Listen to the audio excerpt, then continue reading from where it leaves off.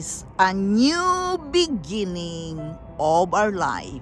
Hello friends, this is Yundel, and today's share is about knowing that there's always a new beginning in our life. So, it's never too late to change. It's never too late to begin again. I am sharing with you what is written in John 5:8. Jesus told him, "Stand up, pick up your mat, and walk." This is a story of a sick man who is in a very difficult situation, who cannot walk. But God gave him a new beginning in his life. He just simply told him, "Stand up, pick up your mat, and walk." And by that, the sick man walked again.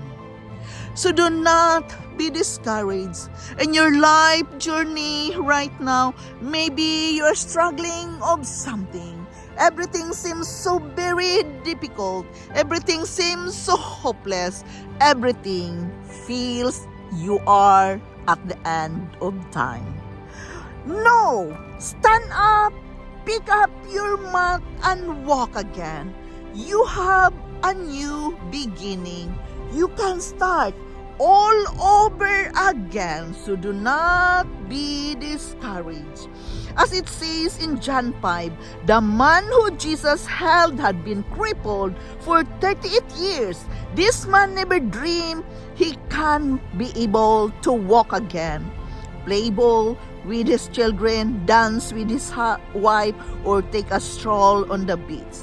That's the mercy of our God. Notice that Jesus don't say, "I'm going to get you a better mat to lay on, lighter and more comfortable." No, he just simply said, "Stand up, pick up your mat, and walk again." He is there for him. He is going to help him. He is there to help him and give him a better care. Jesus came to give the man complete freedom from his problems so that he never needed the mat again. Life is too short for you to have things lingering that are holding you back. Sometimes we don't realize how restricted we are. We become so used to a dysfunction that it feels comfortable. You have to stir yourself up. God's idea of freedom is not to make you more comfortable, but He will give you the freedom. God's idea of freedom is not to make you more comfortable in a dysfunction situation, but to set you free. It's to set you on a whole new path of health, peace, joy, and blessing. God is doing a new thing in your life. There's new beginning in your life. So do not be discouraged. You're about to rise up higher. Take up your mat and walk in freedom. And the key to all these things, it becomes so easier when we can practice an attitude of gratitude. The key here is thanking our Father every day. Thank you, Father, that with your calling upon my life comes the power to release any old thing, old habits, discouragement, and dysfunction that would keep me stuck.